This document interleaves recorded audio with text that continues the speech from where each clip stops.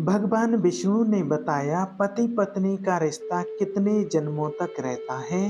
पति पत्नी एक बार जरूर देखें। एक बार की बात है, भगवान विष्णु और माता लक्ष्मी शेषनाग की सैया पर विश्राम कर रहे थे और माता लक्ष्मी भगवान विष्णु के पैर दबा रही थीं। तभी माता लक्ष्मी कहती हैं, हे स्वामी, मेरे मन में आज एक प्रश्न उठ रहा है। कृपया आप मेरे मन की जिज्ञासा को शांत कीजिए। तभी भगवान विष्णु कहते हैं, हे देवी, पूछो, तुम्हारा वह कौन सा प्रश्न है। मैं अवश्य तुम्हें उस प्रश्न का उत्तर देने का प्रयास करूंगा।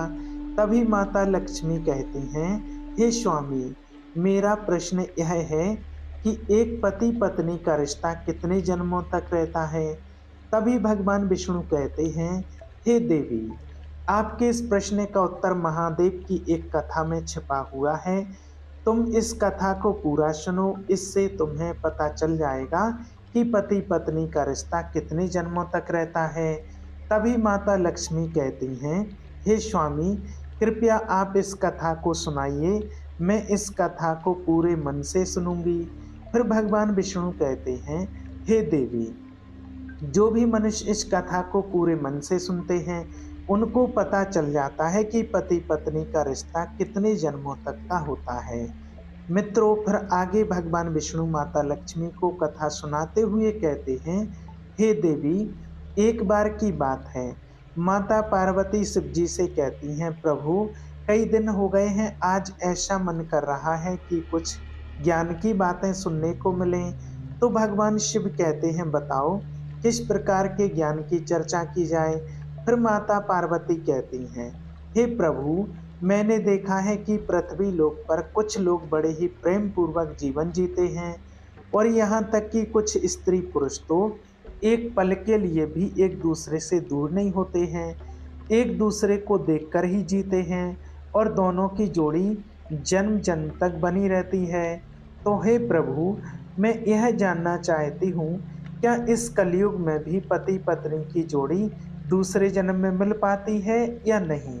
और साथ ही साथ कुछ चर्चा भाग्य को लेकर भी चाहती हूँ कि जो भाग्य में नहीं होता है वह मनुष्य को प्राप्त होता है। भगवान शिव कहते हैं, हे पार्वती, मैं तुम्हारे मन की बात ठीक से समझ चुका हूँ। अब मैं तुम्हें एक छोटी सी कहानी सुनाता हूँ। इस कहानी को बड़े ही मन से सुनना और इस कहानी से तुम्हें दो ज्ञान की बातें प्राप्त होंगी। पहले, स्त्री पुरुष का नाता कितने जन्मों तक का रहता है। दूसरा, भाग्य में जो नहीं होता है वह कभी नहीं मिलता है। भगवान शिव कहते हैं, हे पार्वती, एक राजकुमारी की थी जो पूरी तरह से चरित्रवान थी, जिसकी शादी एक चरित्रवान राजकुमार के साथ हुई थी। दोनों ही जीवन का आनंद सुख वैभव के साथ ले रहे थे। उन्हें धन की कोई कमी नहीं थी। कमी थी तो एक संतान की थी, जिसको लेकर के राजकुमारी चिंतित रहती थी। समय धीरे धीरे गुजरता गया। एक दिन राजकुमारी की तबीयत बहुत खराब हो गई। फिर वह राजकुमारी राजकुमार से बोली, हे प्रीतम, मैंने आपको बहुत प्यार किया, मैंने आपकी बहुत सेवा की, भजन पूजन भी किया, मगर मैं आपकी एक खुशी पूरी नहीं कर पाई, वह संतान को जन्म देने की खुशी। मुझे आभास हो रहा है कि मेरा जीवन कुछ पलों में ही समाप्त होने वाला है। आप मलाल मत करना। मेरे ना रहने के बाद मेरी यादों में जीवन जीना। मैं आपको वचन देती हूँ, अगले जन्म में मैं फिर आपकी पत्नी बनूंगी। तब मैं आपकी संतान की इच्छा अवश्य पूरी करूंगी। अब फिर इतना कहते ही उस राजकुमारी की मृत्यु हो जाती है। फिर भगवान विष्णु माता लक्ष्मी से कहते हैं, हे देवी, फिर आगे भगवान शिव कहते हैं, समय आने पर फिर एक दिन राजकुमार भी शरीर पूरा कर लेता है। फिर वह राजकुमार एक ऐसे राजा के यहाँ जन्म लेता है जिसकी 16 रानियां थीं और 16 रानियों के बीच में वह अकेला राजकुमार था। और वह राजकुमारी भी ऐसे राजा के यहाँ जन्म लेती है, उसकी भी 16 रानियां थीं और सभी रानियों के बीच में केवल एक ही पुत्री थी। भगवान शिव आगे कहते हैं, हे देवी पार्वती जी, राजा का पुत्र था। उस राजा के पास में एक बहुत ही अक्लमंद और वफादार तोता था। राजा उससे बहुत सारे मामलों में सलाह लिया करता था और उसकी सलाह वह मानता भी था। वहीं बड़ी-बड़ी मुश्किलें समस्याओं में राजा तोता की सलाह अवश्य लेता था। फिर भगवान विष्णु माता लक्ष्मी से कहते हैं, हे देवी, शिव जी पार्वती को आगे बताते हुए कहते हैं, एक दिन राजा ने उस तोते को बुलाया और तोते से कहा, तोता, मैं तुम्हें एक बहुत बड़ी जिम्मेवारी सौंप रहा हूँ जो तुम्हें पूरी करनी है। तो तोता ने कहा, बोलो महाराज, मैं आपके लिए कुछ भी कर सकता हूँ। तो राजा ने कहा है, तोते, तुम तो जानते हो कि मेरा एक ही बेटा है और मैं अपने बेटे के लिए जैसी बहू चाहता हूँ तो मैं तुम ढूंढ करके वैसी ही बहू लानी है। और फिर राजा ने तोते को अपने मन की सारी बात बता दी कि वह बहू कैसी चाहता है। राजा की बात को सुनकर तोता राजी हो गया और फिर तोता ने राजा से कहा, हे राजन, आपके जैसी बहू पसंद हो आप एक पर्ची में लिख करके मेरे पैर के पंजे में बांध दीजिए और फिर आगे का काम मेरे ऊपर छोड़ दो। मैं वैसी ही राजकुमारी तलाश करके लाऊंगा जैसी राजकुमारी आप चाहते हैं।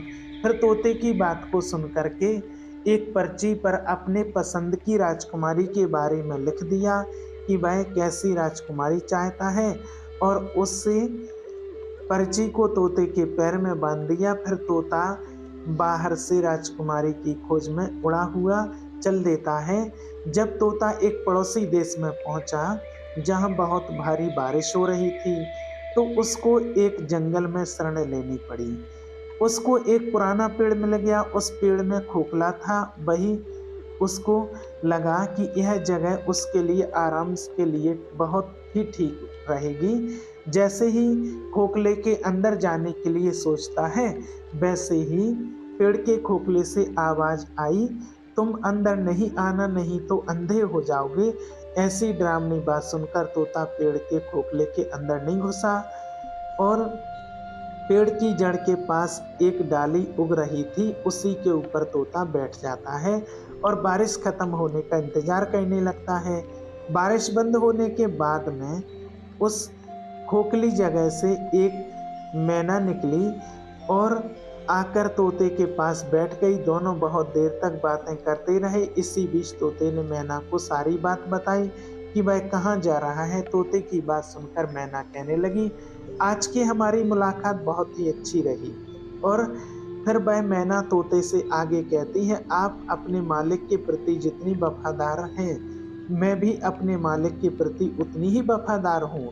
आप अपने राजा के बेटे के लिए एक ऐसी राजकुमारी की तलाश कर रहे हैं जो उसके अंदर सभी गुण हों, तो मैं भी अपने राजा की बेटी यानी राजकुमारी के लिए ऐसे राजकुमार की तलाश में निकली हूँ जिसके अंदर सारे गुण हों। मित्रों, फिर भगवान विष्णु माता लक्ष्मी जी से कहते हैं, हे देवी, भगवान शिव कहानी को आगे बताते हुए कहते हैं, हे देवी पार्वती। फिर वह तोता कहने लगा कि हमारे राजा का कहना है कि हम ऐसे घर की राजकुमारी लेकर के आएंगे जो जिस राजा की 16 रानियां होंगी, क्योंकि हमारे राजा की भी 16 रानियां हैं। तो मैना कहने लगी, अब तो बात बन ही जाएगी क्योंकि तुम्हारे राजा की 16 रानियां हैं और हमारे राजा की भी 16 रानियां हैं।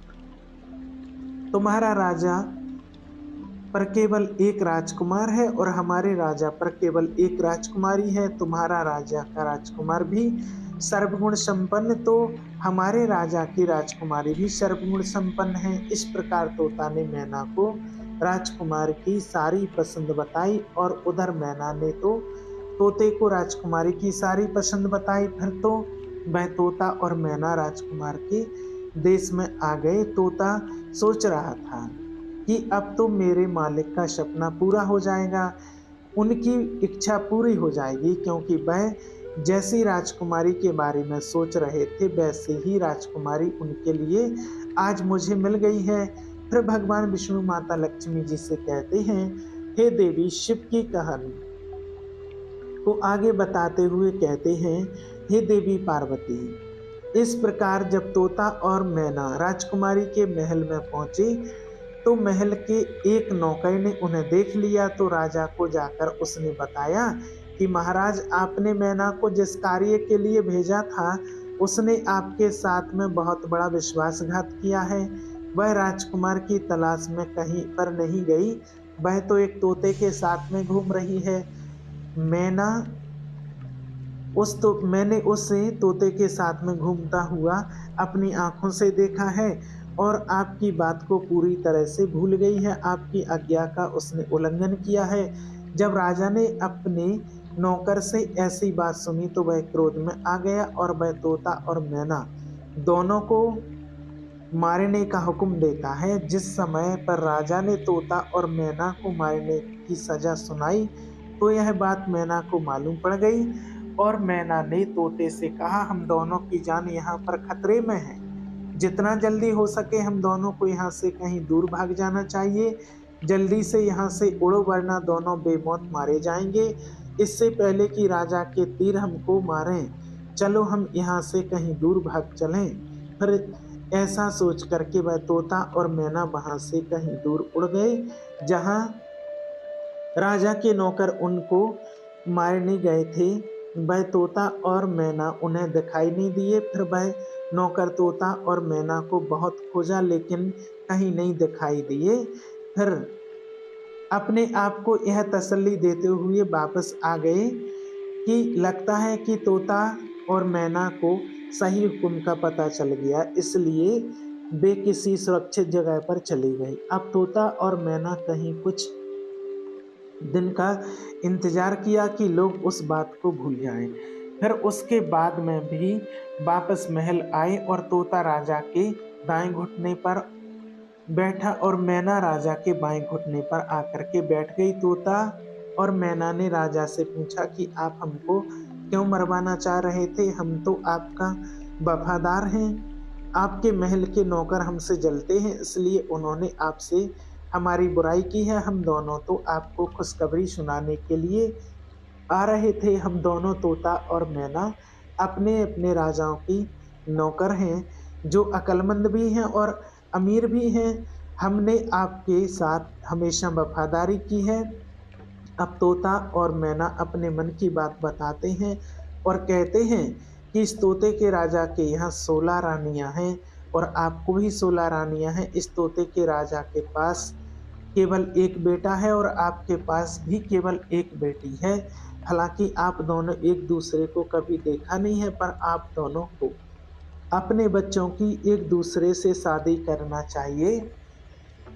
उस राजा को ऐसी बहू चाहिए जैसी आपकी बेटी है और आपको वैसा ही दामाद चाहिए। इस तोते के राजा का बेटा है। भगवान की कृपा से हम लोग आपके राज्य में एक जंगल में मिले और अब अच्छी खबर लेकर के आपके पास यहाँ आए हैं। फिर तोता और मैना ने अपने मन की बात राजा से कहकर राजा को खुश कर दिया और फिर तोता ने राजा की तरफ अपना पैर बढ़ा दिया, जिसमें एक पर्चा बंधा हुआ था जिसमें राजकुमार की पसंद लिखी हुई थी। फिर तो राजा ने वह पर्चा पढ़ा तो बहुत ही खुश हुआ। पहले तो राजा को तोता और मैना के ऊपर विश्वास नहीं हुआ, फिर तोते के पास में पर्चे को देखा तो राजा को तोते पर विश्वास हो गया। राजा ने तोते के पैर से राजकुमार की शाही तस्वीर निकाल और अपनी रानियों के पास में भिजवा दिया और कहा, यह तस्वीर देख करके बताइए कि राजकुमार कैसा है। फिर कुछ दिन बीत गए पर तस्वीर वापस नहीं आई। राजकुमारी को वह तस्वीर बहुत ही पसंद आई और फिर वह राजकुमारी उस राजकुमार की तस्वीर को अपने हाथ में ही लिए रखती थी। खैर कुछ दिनों के बाद में रानियों की तरफ से जवाब आया कि राजकुमार सबको बहुत पसंद है, अब उनकी शादी जल्दी ही होना चाहिए, क्योंकि राजकुमारी तो राजकुमार को देखे बिना रह नहीं पा रही थी। फिर आगे भगवान विष्णु माता लक्ष्मी से कहते हैं, हे देवी, शिव जी आगे कहते हैं, जैसे ही यह जवाब राजा के पास पहुंचा तो राजा ने तोते को यह कह करके वापस भेज दिया कि वह अपने मालिक से जाकर कहें कि राजकुमार की मनपसंद लड़की उससे मिल गई। वह 10 महीने के अंदर अंदर शादी करने के लिए हमारे पास आ जाए। फिर तोते ने आदर के साथ राजा को प्रणाम किया और अपने देश को उड़ता हुआ चल दिया। फिर अपने देश पहुंच करके तोते ने राजा को अपनी यात्रा की सफलता के बारे में बताया। तो राजा यह सुनकर बहुत ही खुश हुआ कि वह जैसी बहू चाहता था उससे वैसी ही राजकुमारी अपने बेटे के लिए मिल गई।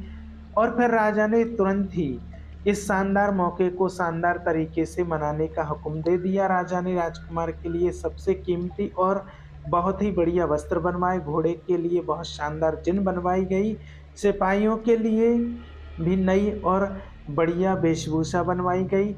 बहुत सारे तरह के से भेंट जैसे अनमोल हीरे जवाहरात, बढ़िया कपड़े, मुश्किल से मिलने वाले फल, कीमती मसाले और बढ़िया किस्म के इत्र आदि इकट्ठे किए गए। हर चीज को याद करके राजा ने इकट्ठा किया। महीने जल्दी ही गुजर गए। इतनी तैयारी में समय कब निकल गया राजा को पता ही नहीं चला। पर अफसोस, शादी के कुछ ही दिन पहले ही राजकुमार का पिता बीमार पड़ गया और वह मर गया। अब परिवार वालों के लिए यह एक बहुत बड़ा धक्का था। राजकुमार को अपना वह ससुराल जाना टालना पड़ा, क्योंकि ऐसे समय पर शादी के लिए राजकुमार को जाना अपने पिता का अपमान लगता था। पर जैसे ही राजकुमार के पिता की मौत का अफसोस का समय बीता, राजकुमार तोते के साथ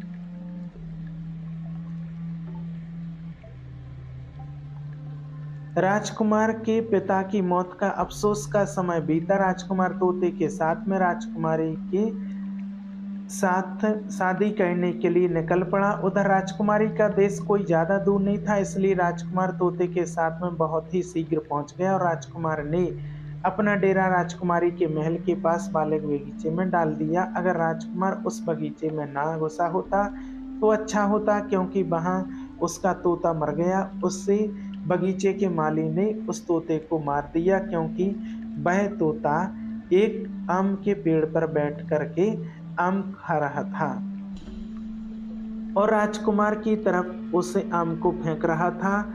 यह बात मालिक को रास नहीं आई और तोते पर क्रोधित होकर के उसने तोते को मार दिया। जैसे ही राजकुमार के ऊपर यह मुसीबत आई, उसके कुछ देर के बाद ही उसने सुना कि राजकुमारी के पिता ने अपनी बेटी की शादी उसके साथ करने से इनकार कर दिया, क्योंकि उसका पिता मर चुका था। अब बगीचे में डेरा डालने के कुछ दिन बाद ही राजकुमार बाहर सैर करने के लिए राजकुमारी बाहर सैर करने के लिए जा रही थी, तो इत्तेफाक से उसी रास्ते से गुजरी जिस रास्ते पर वह बगीचा था। उसने बगीचे पर नजर डाली तो वहां राजकुमार को देखा। राजकुमारी उस राजकुमार को पहचान गई, क्योंकि उसकी तस्वीर अभी भी राजकुमारी के पास में ही थी। उसने उस समय तो कुछ नहीं कहा। फिर वहां से वह राजकुमारी सीधा अपने महल में लौट आई, क्योंकि राजकुमारी को अपना प्रेमी मिल गया था। उसी समय से उसको सब कुछ बहुत अच्छा लगने लगा था। शाम को खाने के समय राजकुमारी ने अपने खाने में से आधा खाना खाया और बचा हुआ आधा खाना राजकुमार की तस्वीर के साथ राजकुमार को भेज दिया। उसने अपनी दासी से कहा कि वह राजकुमार से कहे कि वह उस खाने को खा ले और अगर वह ना खाएं तो उसमें अपनी उंगली घुसा दें। मित्रों, फिर आगे भगवान विष्णु माता लक्ष्मी जी से कहते हैं कि हे देवी, शिव जी पार्वती को आगे कथा सुनाते हुए कहते हैं, हे देवी पार्वती, वैसा ही दासी ने किया। राजकुमार ने खाना नहीं खाया तो इस दासी ने उससे खाने की प्लेट में उंगली घुसाने को कहा। जब उसने प्लेट में रखे चावल में उंगली घुसाई तो उससे उसको अपनी तस्वीर मिली और उसने सोचा कि राजकुमारी तो मुझसे प्यार करती है। ऐसा सोच करके उसने अपने हाथ पहुंचे और कुछ एक चिट्ठी राजकुमारी के नाम लिखी और उससे उस दासी को दे करके वापस भेज दिया। जब पैदा सी राजकुमारी के महल में पहुंची। वह दासी राजकुमारी के महल में पहुंची तो राजकुमारी ने वह चिट्ठी को खोल करके देख करके पढ़ी तो उसके मन में राजकुमार से मिलने की इच्छा जागरूक होने लगी। उसने आधी रात को सर्पियों से भरा एक थैला लिया और उसने बगीचे की तरफ जल्दी भागा जहां पर राजकुमार ठहरा हुआ था। तो राजकुमारी बोली, तुम आश्चर्य में मत पड़ो, मैं तुम्हें बहुत प्यार करती हूँ इसलिए मैं छुपकर तुम्हारे पास आई हूँ। मेरे पिता तुमसे मेरी शादी की इजाजत नहीं देंगे। चलो अपना घोड़ा तैयार कर लो और मुझे अपने साथ अपने देश ले चलो, जहाँ हमारा कोई कुछ नहीं बिगाड़ सकेगा। फिर वह राजकुमार और राजकुमारी दोनों ही एक घोड़े पर सवार होकर के उसके राज्य से बाहर की ओर तरफ चल दिए और वह एक ऐसे स्थान पर पहुंच गए जहां पर उनकी जान को बहुत बड़े खतरे में पड़ गई। वह जो नगरी में पहुंचे, उस नगरी में एक जादूगरनी रहती थी, उसकी भी एक बेटी थी। जैसे ही उसकी बेटी ने राजकुमार को देखा तो जादूगरनी की बेटी उस राजकुमार से प्रेम कर बैठी और उससे शादी करने की दृढ़ प्रतिज्ञा की। अब मैं जादूगरनी मन में सोचने लगी कि शादी राजकुमार के साथ में कैसे होगी। फिर उसने एक तरकीब सोची। फिर वह जादूगरनी की लड़की अपने मन में विचार करने लगी, आखिरकार मेरी शादी इस राजकुमार के बाद साथ में कैसे होगी। फिर उसने एक तरकीब सोची और अपनी माँ जादूगरनी से राजकुमार और राजकुमारी को अपने घर खाने के लिए बुलाने को लिए कहा और फिर अपनी बेटी की बात को मानकर उस जादूगरनी ने राजकुमार राजकुमारी को अपने घर खाना खाने के लिए बुलाया। जब राजकुमारी और राजकुमार उस जादूगरनी के घर पर खाना खाने के लिए गए तो राजकुमार को एक कमरे में बुलाकर के उस जादूगरनी ने उसके गले में एक रस्सी का फंदा डाला। फंदा डालते ही वह राजकुमार जो था वह भैंसा के रूप में बदल गया और फिर उसके पीछे वाले दरवाजे से जादूगरनी ने उसे उस भैंस को घर से बाहर एक सुरक्षित स्थान पर ले जा करके ठहरा दिया और उसके बाद मैं ही अपनी बेटी को भी भेज दिया। वह राजकुमारी खाना खाने के बाद में अपने राजकुमार को ढूंढने लगी, मगर वह भैंसा बन चुका था। वह उसे कैसे मिलता। इधर सारा दिन वह भैंसा जादूगरनी की बेटी के पीछे पीछे घूमता रहा। वह जादूगरनी की बेटी जहां भी जाती तो भैंसा उसके पीछे पीछे जाता। जब वह जादूगरनी की बेटी रात को भैंसा के गले से वह रस्सी का फंदा निकाल देती थी, जिससे वह राजकुमार बन जाता था और भैंसा का रूप खत्म हो जाता था। और जैसे ही सुबह होती थी वैसे ही वह रस्सी का फंदा राजकुमार के गले में डाल करके उसे भैंसा बना देती थी। अब और फिर उस दिन भर बाहर घुमाई करती थी। इधर उधर राजकुमार से बिना मिले कई दिन हो गए थे। राजकुमारी पागलों की तरह अपने राजकुमार को इधर उधर ढूंढ रही थी। वह बहुत ही दुखी थी। उसको पता ही नहीं था कि अब वह क्या करे तो क्या ना करे। आखिरकार राजकुमार उसको छोड़ करके कहाँ चला गया है। तभी राजकुमारी अपने मन में सोचने लगती है, राजकुमार ने मुझे धोखा दे दिया है। फिर वह सोचती है कि राजकुमार मुझे धोखा नहीं दे सकता है, वह मुझे बहुत प्यार करता है। अब राजकुमारी सोचती, मैं भी उससे प्यार करती हूँ, कहीं ऐसा तो नहीं किसी ने उसका कत्ल कर दिया हो। फिर उसे राजकुमारी ने एक आदमी का रूप रखा और उस देश के राजा के पास पहुंची और उससे अपने मन की बात कही। उधर राजा राजकुमारी की शक्ल और सूरत को बोलने की ढंग से बहुत ही प्रभावित हुआ। राजा ने अपने दरबार में उस राजकुमारी को कोतवाल के पद पर नियुक्त कर दिया। जब राजकुमारी कोतवाल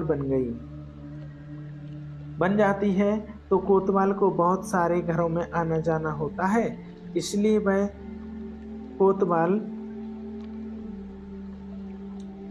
राजकुमारी कोतवाल बन जाती है, तो कोतवाल को तो बहुत सारे घरों में आना जाना होता है, इसलिए उसे बहुत सारे घरों के भेद मालूम होते हैं। इस प्रकार राजकुमारी कोतवाल बन करके राजा के यहाँ पर काम करने लग गई। समय धीरे धीरे बीतता गया, कई साल गुजर गए। फिर एक दिन राजा की मृत्यु हो जाती है।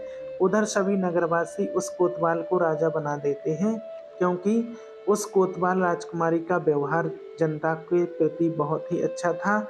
फिर एक दिन उस नगर से एक व्यक्ति एक भैंसा बेचने के लिए उस राजा रूपी राजकुमारी के पास में आया, तो राजा रूपी राजकुमारी ने उस व्यक्ति का भैंसा खरीद लिया। वह भैंसा बहुत ही काम का था। वह किसी भी कोई भी खोई हुई चीज को सूंघ करके बता देता था। फिर एक दिन अचानक वह भैंसा गुम हो गया। फिर राजा ने अचानक वह भैंसा गुम हो गया। फिर राजा ने सूचना भिजवा दी कि इस नगर में जितने भी भैंसे हैं सबको यहाँ पर इकट्ठा किया जाए। उधर वह सूचना उस जादूगरनी के पास भी पहुंची। अब नगर के सभी भैंसे राजा के सामने इकट्ठे हुए, मगर उस जादूगरनी ने अपना भैंसा जो कि एक राजकुमार था उसे राजा के दरबार में नहीं भेजा। फिर जब सैनिक ने राजा रूपी राजकुमारी को जादूगरनी के द्वारा अपना भैंसा न भेजे जाने की बात बताई, तो राजा रूपी राजकुमारी एकदम से भड़क गई और उसने जादूगरनी के उस भैंसे को जबरदस्ती बुलवाया। उधर जैसे ही सैनिकों ने उस भैंसे के गले में पड़ी हुई रस्सी को जोर से खींचा और रस्सी गले से निकल गई, और रस्सी से निकलते ही भैंसा जो था एक राजकुमार के रूप में परिवर्तित हो गया। फिर तो उस राजकुमारी रूपी राजा का सपना साकार हो गया और वह एकदम से उस राजकुमार के गले लग गई और उस जादूगरनी बुढ़िया को उस राजा रूपी राजकुमारी ने पकड़वा करके कारागृह में डलवा दिया। राजा रूपी राजकुमारी ने सभी नगरवासियों से कहा कि मुझे अपने राजकुमार से मिलने के लिए एक आदमी का रूप बदलना पड़ा था। मैं एक औरत हूँ, इसलिए आज से आप सभी हमारे राजकुमार को अपना राजा और हमें अपनी रानी स्वीकार करें। इस प्रकार सभी नगरवासियों में खुशी की लहर दौड़ पड़ी और उन्होंने उस राजकुमारी को रानी और उस राजकुमार को अपना राजा स्वीकार किया।